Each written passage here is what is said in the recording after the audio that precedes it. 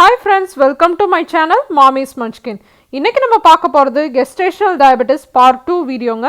ஏற்கனவே Part-1 வந்து upload பண்ணியிருக்கேன். லிங்க் வந்து டிஸ்கிரிப்ஷன்ல இருக்கு. அதை பார்த்துட்டு இதை பார்த்தீங்க அப்படின்னா உங்களுக்கு ரொம்ப யூஸ்ஃபுல்லா இருக்கும்.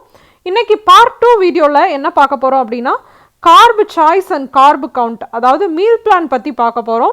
கெஸ்டேஷனல் டயபெட்டிஸ் இருக்கவங்க எப்படி மீலை வந்து பிளான் பண்ணுறதுன்றது தான் இன்றைக்கி வீடியோ. அதுக்கு முன்னாடியே நான் ஒரு டிஸ்க்ளைமர் சொல்லிடுறேங்க. நான் டாக்டர் கிடையாது, என் எக்ஸ்பீரியன்ஸை மட்டும்தான் நான் உங்கள் கூட ஷேர் பண்ணிக்கிறேன். நீங்கள் வந்து ஏதாச்சும் மெடிசின்ஸ் எடுத்துக்கிறீங்க அப்படின்னா வந்து டாக்டர் கேட்காம எந்த ஒரு டயட்டும் நீங்கள் ஃபாலோ பண்ணக்கூடாது. ஏன்னா ப்ரெக்னெண்ட்டாக இருக்கவங்க ரொம்ப கேர்ஃபுல்லாக இருக்கணும்.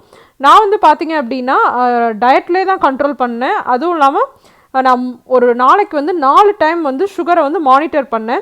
அது மாதிரி நீங்கள் மானிட்டர் பண்ணுறீங்க, உங்கள் டாக்டர் வந்து நீங்கள் வந்து ஃபுட் கண்ட்ரோல்லே வந்து நீங்கள் சுகரை குறைச்சிடலாம் அப்படின்னு சொல்லியிருக்காங்க. ப்ளஸ் நீங்கள் வந்து 4 டைம் வந்து ஒவ்வொரு மீலுக்கு அப்புறமும் சுகரை வந்து மானிட்டர் பண்ணுறீங்க அப்படின்னா நீங்கள் இந்த டயட்டை ஃபாலோ பண்ணலாம். அப்படி இல்லைன்னா உங்கள் டாக்டரை கேட்காம எந்த ஒரு டயட்டும் நீங்கள் ஃபாலோ பண்ணக்கூடாதுங்க. இது வந்து யூஎஸ்ஏல எனக்கு டாக்டர் சஜஸ்ட் பண்ணது தான் நான் உங்கள் கூட இன்றைக்கி ஷேர் பண்ணிக்க போகிறேன். இப்போ வாங்க வீடியோக்குள்ளே போகலாம். கெஸ்டேஷனல் டயபெட்டிஸ் இருக்குது அப்படின்னா கார்பு சாய்ஸ் அப்புறம் கார்பு கவுண்ட் பற்றி நீங்கள் கண்டிப்பாக தெரிஞ்சுருக்கணுங்க. ஏன்னா கார்போஹைட்ரேட்ஸை வச்சு தான் வந்து சுகர் லெவல் வந்து இன்க்ரீஸ் ஆகும். அதனால் வந்து ஒவ்வொரு மீலுக்கும் இவ்வளோ கார்பு சாய்ஸ் தான் நீங்கள் சாப்பிட்ணும் அப்படின்னு வந்து அளவு இருக்கும். அந்த அளவு சாப்பிட்டீங்க அப்படின்னா சுகர் கூடவே கூடாது. இப்போ நான் கார்பு சாய்ஸ் கார்பு கவுண்ட் வந்து பிரேக்ஃபாஸ்ட்டு, லஞ்சு, அப்புறம் டின்னர், ஸ்நாக்ஸுக்கெலாம் எவ்வளோ அளவுன்னு சொல்கிறேன். பிரேக்ஃபாஸ்ட் எப்போயுமே வந்து நீங்கள் லைட்டாக தாங்க எடுத்துக்கணும். அப்போ தான் வந்து சுகர் லெவல் வந்து இன்க்ரீஸ் ஆகாமல் இருக்கும். அதனால் பிரேக்ஃபாஸ்ட்டுக்கு 2 கார்ப் சாய்ஸ், அதாவது 30 கிராம்ஸ்.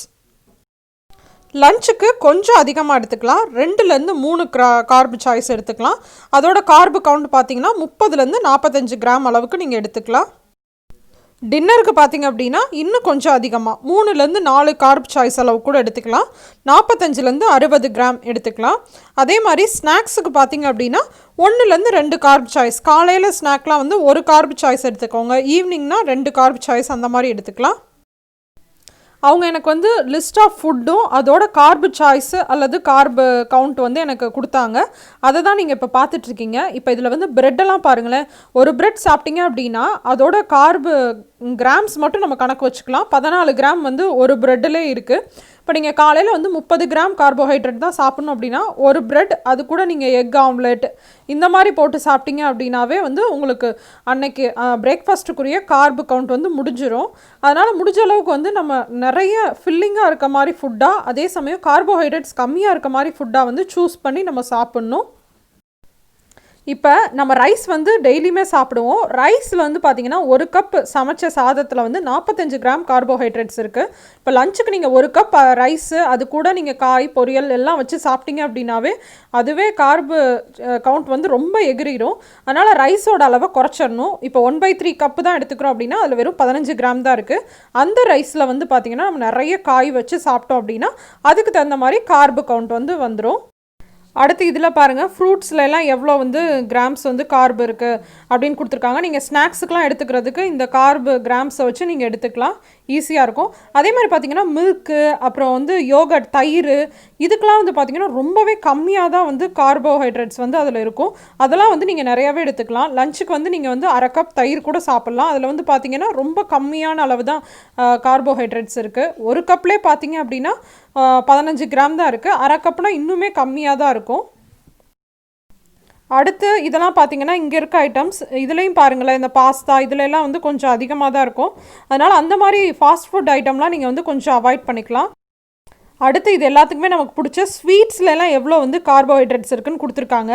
நீங்கள் எல்லாம் வந்து ஸ்வீட் ஆசைப்பட்டீங்க அப்படின்னா சுகர்லேயே பாருங்கள், 1 டேபிள் ஸ்பூன் சுகர்லேயே வந்து உங்களுக்கு 15 கிராம் அளவு கார்போஹைட்ரேட்ஸ் இருக்குது. அது வந்து ஒயிட் சுகரோ, ப்ரௌன் சுகரோ, நாட்டு சர்க்கரையோ, தேனோ எதாக இருந்தாலுமே அதில் ஒரே அளவு தான் கார்போஹைட்ரேட்ஸ் இருக்குது. அது நம்ம சுகர் லெவலை கண்டிப்பாக இன்க்ரீஸ் பண்ணும். அதனால் சுகரை கொஞ்சம் அவாய்ட் பண்ணிக்கோங்க. அடுத்து நான்வெஜ்ஜில் வந்து கொஞ்சமாக கார்போஹைட்ரேட்ஸ், அப்படி இல்லைன்னா கார்போஹைட்ரேட்ஸே மேக்ஸிமம் இருக்காதுங்க. அதனால் நீங்கள் சிக்கன், மீன், மட்டன் இந்த மாதிரி எது வேணாலும் சாப்பிட்டுக்கலாம். ஒரு நாளைக்கு நீங்கள் வந்து ஒரு 100 கிராம் அளவு கூட நீங்கள் நான்வெஜ் வந்து சாப்பிட்டுக்கலாம். நான்வெஜ் வந்து எப்பயுமே வந்து சுகர் லெவலை இன்க்ரீஸ் பண்ணவே பண்ணாதுங்க. நான் நான்வெஜ் சாப்பிட்ற அன்னைக்கு சுகர் லெவல் ரொம்பவே கம்மியாக தான் வரும், நல்லா ஃபில்லிங்காகவும் இருக்கும்.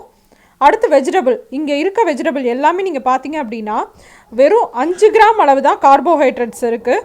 அதனால் இந்த வெஜிடபிள் எல்லாத்தையுமே நீங்கள் எவ்வளோ அளவு வேணாலும் எடுத்துக்கலாம். லஞ்சுக்கும் டின்னருக்கும் மேக்ஸிமம் வந்து நிறைய வெஜிடபிள்ஸ், கொஞ்சமாக அதாவது 1/3 கப் அளவு மட்டும் நீங்கள் ரைஸ் இல்லைன்னா ஒரு 2/3 கப் அளவு கூட எடுத்துக்கலாம். மீதி எல்லாமே வெஜிடபிளாக சாப்பிட்டீங்க அப்படின்னா உங்களுக்கு சுகர் லெவல் இன்க்ரீஸே ஆகாது. அடுத்து இந்த மாதிரி ஃபேட் ஐட்டம்லையும் பார்த்தீங்க அப்படின்னா கார்போஹைட்ரேட்ஸ் கம்மியாக தான் இருக்கும். ஆனால் வந்து பார்த்தீங்க அப்படின்னா வெயிட் கெயின் வந்து இன்க்ரீஸ் ஆகும். ஏன்னா ஃபேட் இருக்கனால உங்களுக்கு ப்ரெக்னென்சி அப்போ வெயிட் வந்து ரொம்ப இன்க்ரீஸ் ஆகுது அப்படின்னா ஃபேட் ஐட்டம்லாம் கொஞ்சம் கம்மி பண்ணிக்கோங்க. அடுத்து பார்த்தீங்க அப்படின்னா நீங்கள் பேக்டு ஃபுட் ஏதாச்சும் ஸ்நாக்ஸ்லாம் வெளியில் வாங்கி சாப்பிட்றீங்க அப்படின்னா அதில் பின்னாடி இந்த மாதிரி நியூட்ரிஷன் ஃபேக்ட்ஸ்லாம் போட்டிருப்பாங்க. அதில் கார்போஹைட்ரேட்ஸ் கவுண்ட் வந்து எவ்வளோ இருக்குது அப்படின்றத நீங்கள் பார்த்துட்டு அதுக்கப்புறம் நீங்கள் வந்து அந்த மாதிரி ஸ்நாக்ஸ்லாம் சாப்பிட்லாம்.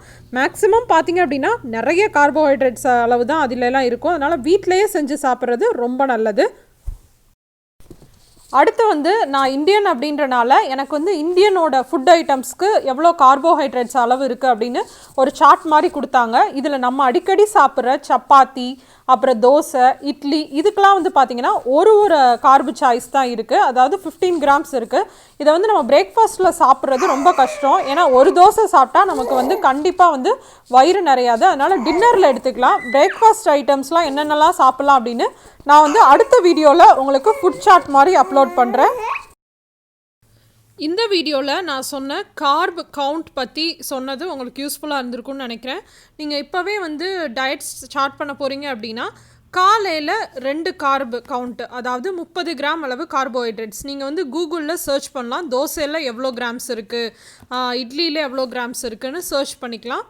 காலையில் வந்து முட்டை சாப்பிட்டீங்க அப்படின்னா ரொம்ப நல்லது. நான் கண்டிப்பாக வந்து அடுத்த வீடியோ சீக்கிரமாக வந்து போஸ்ட் பண்ணுறேன். மேக்ஸிமம் வந்து நான் காலையில் பிரேக்ஃபாஸ்ட்டுக்கு எக்கு தான் எடுத்துக்குவேன். அதே மாதிரி லஞ்சுக்கு நீங்கள் 3 கார்பு சாய்ஸ் வரைக்கும் நீங்கள் சாப்பிட்டுக்கலாம். அதாவது 45 கிராம். டின்னருக்கு வந்து 60 கிராம் அளவுக்கு நீங்கள் சாப்பிட்டுக்கலாம். இந்த இதை யூஸ் பண்ணி நீங்கள் வந்து டயட்டை இப்போவே ஸ்டார்ட் பண்ணுங்கள். இன்னொரு இன்ட்ரெஸ்டிங்கான அதே சமயம் யூஸ்ஃபுல்லான வீடியோவோட உங்கள் எல்லாரையும் சந்திக்கிறேன். அதுவரை உங்களிடமிருந்து விடைபெறுவது உங்கள் தியோனிலா பிரதீப். தேங்க்யூ.